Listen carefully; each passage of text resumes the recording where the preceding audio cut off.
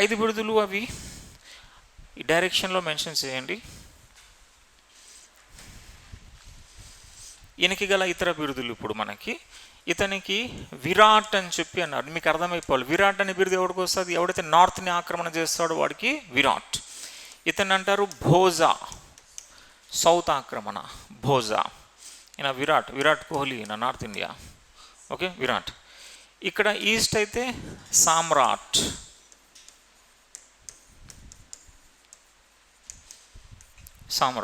East. West స్వరాట్.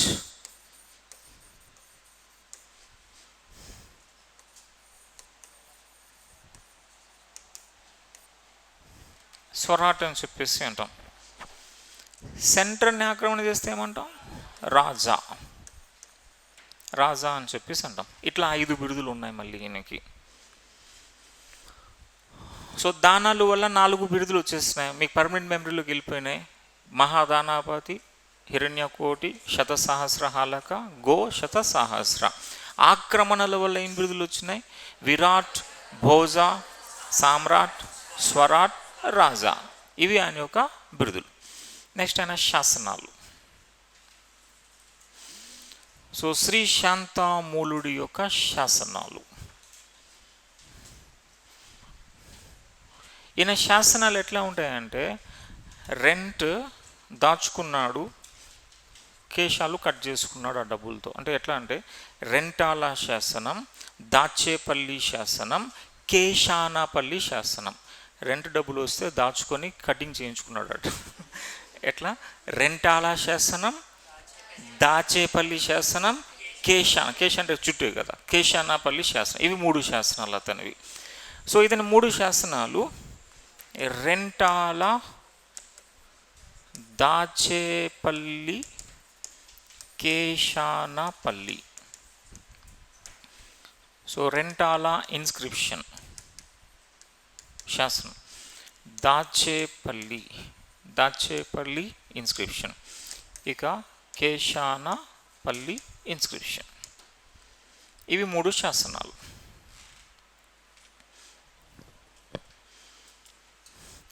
Rentala, Dachepalli, Kesanapalli. Simple.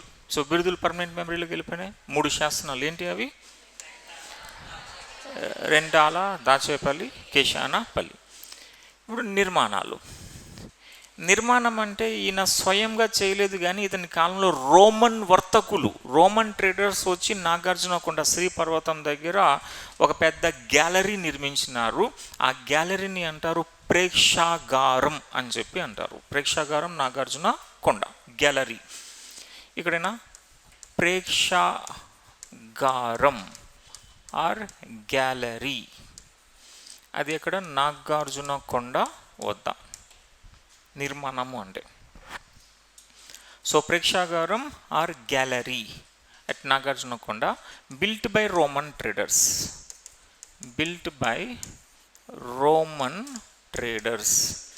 Roman వర్తకులు నిర్మించారు. Built by Roman traders.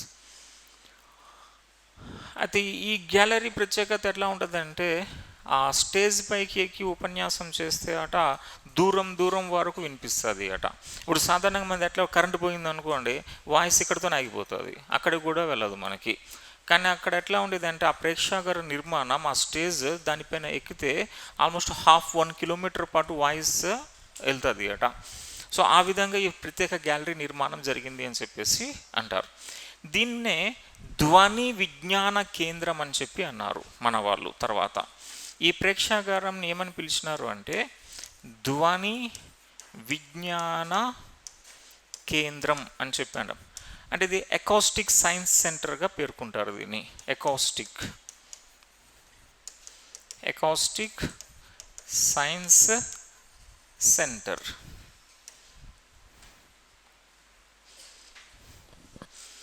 Me centre spelling observe చేసినప్పుడు కొన్ని దాంట్లో CNTR వస్తుంది, కొన్ని దగ్గర CNTRE వస్తుంది కదా.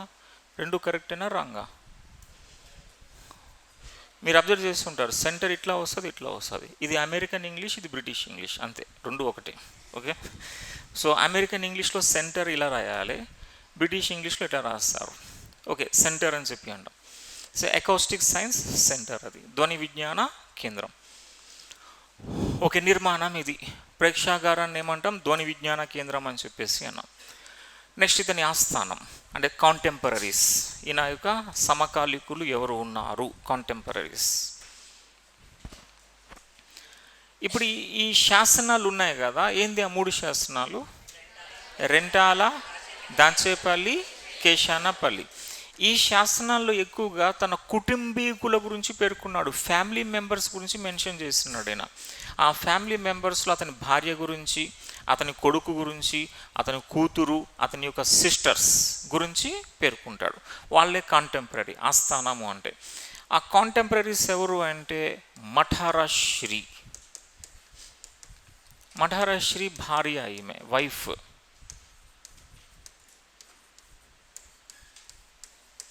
మఠారశ్రీ అని చెప్పేసి అంటారు. మఠారశ్రీ ఈమె భార్య.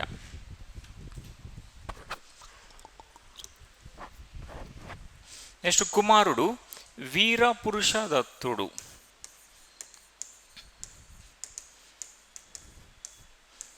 సన్. సో వీరపురుషదత్త, వీరపురుషదత్తుడు కుమారుడు. నెక్స్ట్ అటవీ శాంతశ్రీ.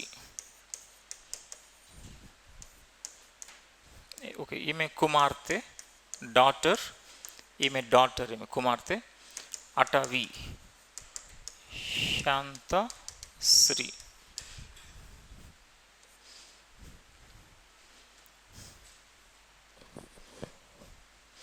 అటవీ శాంతశ్రీ. అటవీ తీసేసిన తర్వాత ఓన్లీ శాంతశ్రీ అని చెప్పి ఉంటుంది. శాంతశ్రీ ఈమె సోదరి, సిస్టర్. ఈమె సిస్టర్. ఓన్లీ శాంతశ్రీ అంటే సిస్టర్. శాంతశ్రీ అని చెప్పి అన్నాం, సిస్టర్. నెక్స్ట్ ఇంకొక సిస్టర్ కూడా ఉంటుంది, ఆమె పేరు హర్మశ్రీ.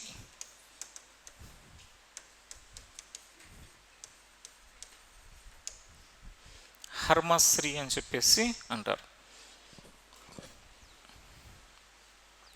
ఇప్పుడు వీరపురుషదత్తుడు అత్తలు ఎవరున్నారు? ఆంటీలు అంటాం కదా, అత్త.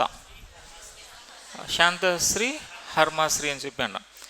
అదే వీరపురుషదత్తుడు తన మేనత్త కూతుర్ని పెళ్లి చేసుకున్నాడు అని చెప్పి ఉన్నారు. చరిత్రలో కాంట్రవర్సీ ఏంటి అంటే అది శాంతశ్రీ కుమార్తెల, హర్మశ్రీ కుమార్తెల అని చెప్పి కొంచెం కాంట్రవర్సీ. అయితే ఎక్కువ మంది శాంతశ్రీ అంటారు, కొన్ని పుస్తకాల్లో హర్మశ్రీ అని చెప్పి కూడా ఉంది. ఇన్హో ఇప్పుడు వీరపురుషదత్తుడు యాక్చువల్గా ఇతను శైవుడు. ఈయన ఒక శైవేట్. కానీ తర్వాత బుద్ధిజం తీసుకుంటాడు. ఆ బుద్ధిజం తీసుకోవడం ప్రధాన కారణం ఈ శాంతశ్రీయే, ఈ మేనత్త శాంతశ్రీ. అయితే ఈ శాంతశ్రీ కుమార్తెల్నే పెళ్లి చేసుకున్నాడు వీరపురుషదత్తుడు అని చెప్పేసి అంటారు. కొందరు శాంతశ్రీ కాదు హర్మశ్రీ అని చెప్పి కాంట్రవర్సీ. ఎన్నో ఎక్కువ సోర్స్ ప్రకారంగా చూసినప్పుడు శాంతశ్రీ మనం తీసుకుంటే శాంతశ్రీ యొక్క కుమార్తెలు, డాటర్స్. శాంతశ్రీ కుమార్తెలు 2 ఉంటారు. అది షష్ఠిశ్రీ, ఇంకొకరు బాపిశ్రీ అని చెప్పి అంటారు. సో షష్ఠిశ్రీ, బాపిశ్రీ. షష్ఠిశ్రీ అండ్ బాపిశ్రీ. మేనత్త కూతుర్ని పెళ్లి చేసుకోవచ్చా, చేసుకోకూడదా? మేనత్త చేసుకోవచ్చు కదా, బావ అవుతా, మరదలు అవుతారు ఏదో అంటాం కదా. ఇప్పుడు వీరపురుషదత్తుడు నాన్న వీరపురుషదత్తుడు నాన్న శ్రీశాంతముడు సిస్టర్ శాంతశ్రీ అంటే వీరపురుషదత్తుడు యొక్క ఆంటీ అంటే అత్త శాంతశ్రీ కొడుకులు కూతుర్లు షష్ఠిశ్రీ, బాపిశ్రీ. అదే మరదల వరుస అవుతుంది. అయితే ఇప్పుడు ఈయన యాక్చువల్గా నార్త్ ఇండియా ఉంటుంది, నార్త్ ఇండియా ఇప్పటికీ కూడా నార్త్ ఇండియాలో మేనత్త కూతుర్లను సిస్టర్స్గా పరిగణిస్తారు అక్కడ ఇప్పటికీ కూడా. సౌత్ ఇండియాలో పెళ్లి చేసుకుంటారు, సౌత్ ఇండియాలో మేనత్త కూతుర్ని పెళ్లి చేసుకుంటారు. కానీ నార్త్ ఇండియాకి వచ్చేసరికి ఏమవుతుంది అంటే సిస్టర్స్గా పరిగణిస్తారు. ఇప్పుడు మీ మరదల్ని పెళ్లి చేసుకుని నార్త్ ఇండియాకి వెళ్ళి మరి నా భార్య నా మేనత్త కూతురు అని చెప్పి అరే సిస్టర్ని పెళ్లి చేసుకున్నారా నువ్వు అని చెప్పి అంటారు అక్కడ. అంటే సాంప్రదాయాలు వేరువేరుగా ఉంటాయి. అయితే మన ఇండియాలో ఈ మేనత్త కూతుర్లని పెళ్లి చేసుకునే సాంప్రదాయం ఫస్ట్ స్టార్ట్ చేసింది ఇతనే, ఈ వీరపురుష దత్తుడు. ఆ మేనత్తకి 2 కూతుర్లు ఉంటే ఒక కూతుర్ని పెళ్లి చేసుకోవచ్చుగా, ఇద్దరిని పెళ్లి చేసుకుంటాడు ఈయన. ఈ వీరపురుష దత్తుడు 2 మరదల్ని పెళ్లి చేసుకున్నాడు ఈయన, ఈ షష్ఠిశ్రీ బాంబేశ్రీ. వీళ్ళిద్దరు కూడా వీరపురుష దత్తుడికి భార్యలు అవుతారు. ఓకే, ఈ కుటుంబ సభ్యుల గురించి ప్రస్తావన ఉంది ఏ శాసనాల్లో అంటే 3 శాసనాలు, రెంటాల, దాచేపల్లి, కేశానపల్లి శాసనాల్లో ప్రస్తావన. ఓకే, వీళ్ళు సమకాలీకం అని చెప్పేసి అంటాం. ఇప్పుడు ప్రత్యేకత. Okay, family members clear. భార్య పేరు ఏంటి? ఆయన రాజు భార్య పేరు మఠరషి, కొడుకు వీరపురుషదత్త, కూతురు అటవీ శాంతశ్రీ, 2 సిస్టర్స్ శాంతశ్రీ హర్మశ్రీ. శాంతశ్రీ కుమార్తెలు షష్ఠిశ్రీ బాపిశ్రీ. వీళ్ళ భర్త వీరపురుష దత్తుడు. ఓకే, ఇప్పుడు నెక్స్ట్